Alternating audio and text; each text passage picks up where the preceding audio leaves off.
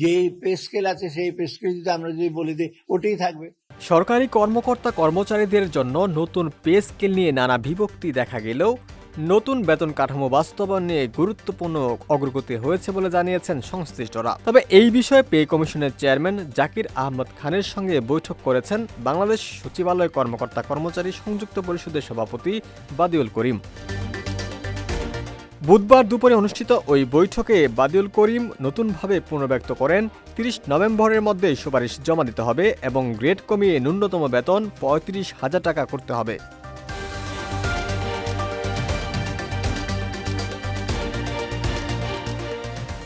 বৈঠক শেষে গণমাধ্যমকে তিনি বলেছেন, আলোচনাটি ছিল ফলপ্রসূ।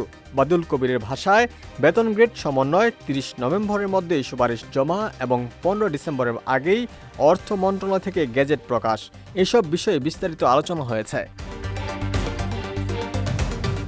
তিনি আরও জানান, সুপারিশ জমা দেওয়ার বিষয়ে চেয়ারম্যান ব্যক্তিগতভাবে সিদ্ধান্ত দিতে পারেন না। কমিশনের সদস্যদের সঙ্গে আলোচনার ভিত্তিতেই সিদ্ধান্ত চূড়ান্ত হয়।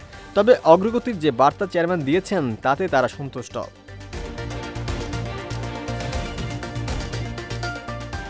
চেয়ারম্যানের পক্ষ থেকে জানানো হয়েছে, দাবিগুলোকে সর্বোচ্চ অগ্রাধিকার দিয়ে কাজ চলছে এবং ৩০ নভেম্বরের মধ্যেই রিপোর্ট দেওয়ার চেষ্টা চলছে।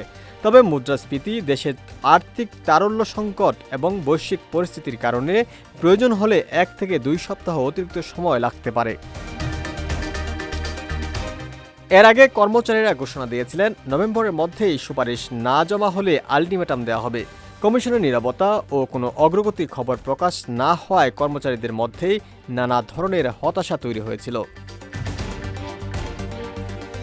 কিন্তু বুধবারের বৈঠকে কমিশন চেয়ারম্যানের আশাব্যঞ্জক বক্তব্যকে বড় সুখবর হিসেবে দেখছেন কর্মচারী নেতারা। তাদের প্রত্যাশা, দীর্ঘ প্রতীক্ষার পর এবার পে স্কেল সংস্কার প্রক্রিয়া চূড়ান্ত ধাপে পৌঁছাবে। ওমর ফারুক, ঢাকা প্রকাশ।